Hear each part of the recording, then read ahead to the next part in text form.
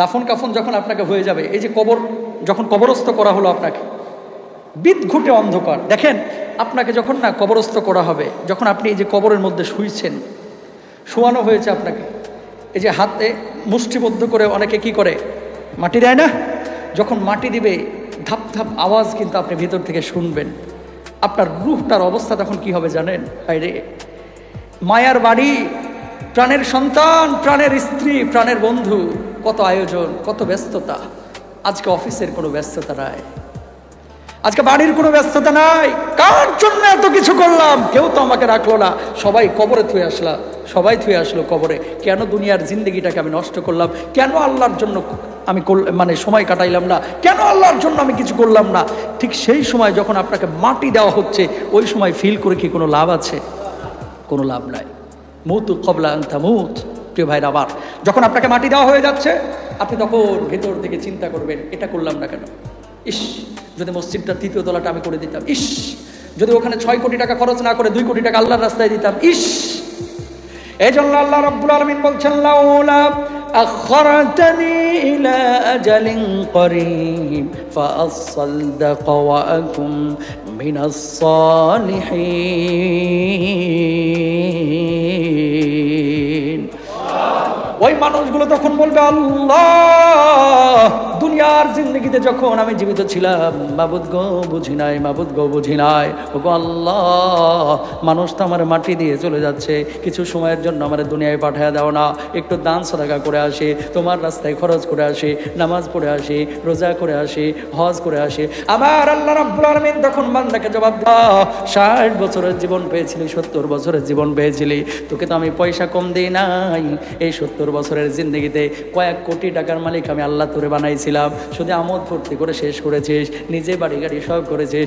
আজকে তোর বাড়ি গাড়ি সন্তান ভোগ করবে, স্ত্রী ভোগ করবে, তুই নিজের জন্য কি করেছিস? সুতরাং আপনি যদি দান সাদাকা করেন, সেদিন আপনার ভিতরে কোনো হা হুতাশ কাজ করবে না।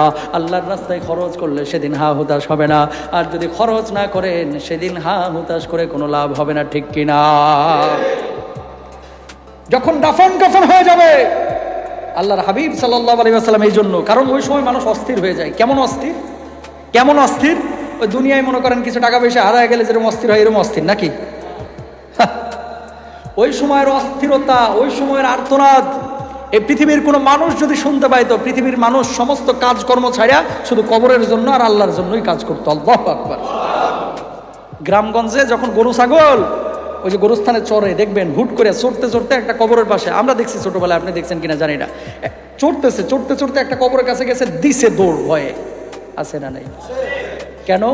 চতুষ্পদ জন্তু সে আওয়াজ শুনতে পায়, জিনেরা সে আওয়াজ শুনতে পায়, গরু ছাগল ঘোড়া উট মহিষ শুনতে পায় কোন আওয়াজ, যেই কবরে আযাব হয়, কিন্তু মানুষ শুনতে পায় না। মানুষ যদি শুনতে পাইতো, পৃথিবীর অবস্থা স্বাভাবিক হতো না। কথা বলেন না কেন? মানুষ শুনতে পাইলে পৃথিবীর অবস্থা স্বাভাবিক হতো না। রাস্তাঘাটে ২-১টা অ্যাক্সিডেন্ট যখন দেখেন, ভুঁড়ি বাইরে হয়ে গেছে, মাথার ঘিলু বাইরে হয়ে গেছে, এগুলো দেখে আয়সা অনেকে বলে, দেখবেন যে ভাই আমি 7টা দিন ভাত খাইতে পারি না ওই অ্যাক্সিডেন্টটা দেখার পরে। বলে কি বলে না? বলে কি বলে না? বলেন। অ্যাক্সিডেন্ট করে এমন রক্তাক্ত হয়েছে, দেখার পরে বলে ভাই আমি 5টা দিন ঘুমাইতে পারি নাই, খালি এটা স্বপ্নে দেখি। দুনিয়ার সামান্য অ্যাক্সিডেন্ট, এগুলো দেখেই যদি 7 দিন আপনার ভাত না ঢুকে, কবরের এই পিডানি আর খবরের এই ভয়াবহ চিত্র, এই আর্তনাদ চিৎকার যদি দুনিয়ার মানুষ দেখতো, দুনিয়ার মানুষ স্বাভাবিক থাকতে পারতো না, ঠিক কিনা? বুঝেন এগুলো? এজন্যই যখন কাউকে দাফন করবেন, এই খেয়াল করেন, যখন কাউকে দাফন করবেন, দাফন করার পর আল্লাহর হাবিব সাল্লাল্লাহু আলাইহি ওয়াসাল্লাম বলছেন, এই দাফন করেই তাড়াতাড়ি বাড়ি চলে যাও না, দাফন করে তাড়াতাড়ি বাড়ি চলে যাও না, কিছুক্ষণ অবস্থান করবা। কোথায়? কবরের পাশে। কতক্ষণ? দেখেন হাদিসে কি বলতেছে।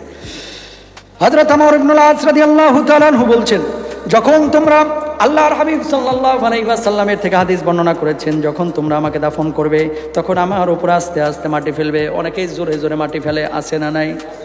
বাপরে বাপ, এত ব্যস্ত, এত ব্যস্ত, যেন রোগী দেখতে যাবে হসপিটালে, 300 রোগী বসে রয়েছে।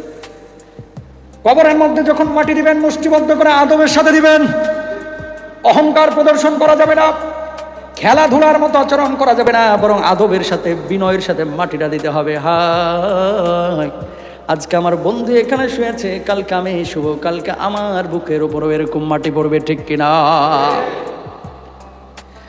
দেখেন কি বলছেন, তখন আমার উপর আস্তে আস্তে মাটি ফেলবে এবং আমার কবরের পাশে এতটুকু সময় দাঁড়িয়ে থাকবে যতটুকু সময়ের মাঝে উট জবাই করে তার মাংস বন্টন করা যায়, যেন আমি তোমাদের সংস্পর্শ আতঙ্কমুক্ত হয়ে দেখতে পাই যে আমার রবের দূতদেরকে কি দিয়ে ফেরত পাঠালাম। বলুন সুবহানাল্লাহ। বিশ্বনবী সাল্লাল্লাহু আলাইহি ওয়াসাল্লাম এই জন্য বলছেন, যখন কাউকে দাফন করা হবে এতটুকু সময় অবস্থান করবে। একটা উট জবাই করার পরে গোশত বানিয়ে এগুলো বন্টন করতে যে সময় প্রয়োজন হয় মিনিমাম 1 থেকে 1.5 ঘন্টা অথবা 2 ঘন্টা সময়ের প্রয়োজন। আল্লাহর হাবিব বলছেন, এই সময়টুকু তোমরা অপেক্ষা করো, সেই জায়গায় অপেক্ষা করো, কারণ ওই ব্যক্তি মুর্দা ব্যক্তিকে যে কবরের মধ্যে রাখা হয়েছে একটু পরেই 2 জন ফেরেশতা আসবে, মুনকার নাকির, তাকে প্রশ্ন করবে মার রাব্বুকা ওয়া মা দীনুকা ওয়া মান নাবিয়ুকা। যখন প্রশ্নগুলো করবে তখন যেন ভয় না পায়, আতঙ্কমুক্ত থাকে। আর আপনি যখন আল্লাহর কাছে দোয়া করবেন, আল্লাহ আমার বাবাকে কবরের মধ্যে রেখেছি, আমার মাকে কবরের মধ্যে রেখেছি, ওগো আল্লাহ আমার বন্ধুকে কবরের মধ্যে রেখেছি, কবরের পাশে আমরা মাটি দিয়ে দাঁড়িয়ে আছি, আল্লাহ তুমি আমার মাকে মাফ করে দাও, আমার বন্ধুকে মাফ করে দাও, আমার বাবাকে মাফ করে দাও। কোনো বন্ধু কোনো সন্তান যখন তার জন্য এইভাবে কবরের পাশে দাঁড়িয়ে দোয়া করবে, আল্লাহ রব্বুল আলামিন তখন ওই ব্যক্তির জবাবটাকে সহজ করে দিবেন। অনেকে দেখবেন এমন ব্যস্ত, ফোন নিয়ে গেছে, কবর দিতেছে, মাটি ফেলতেছে, দোস্ত কোথায় রে, ও 10 নম্বর সেক্টরের গেটের সামনে দাঁড়া, আমি আইতেছি, এই যে দুমুটো মাটি দিয়ে চলে যেতেছি। কথা বলেন না কেন? আছে না নাই? এরকম করা যাবে? যাবে না, এত ব্যস্ত হওয়া যাবে না। নিজের যখন সময়টা শেষ হয়ে যাবে তখন বুঝবেন ঠেলা ডাকারে কয়, ঠিক কিনা?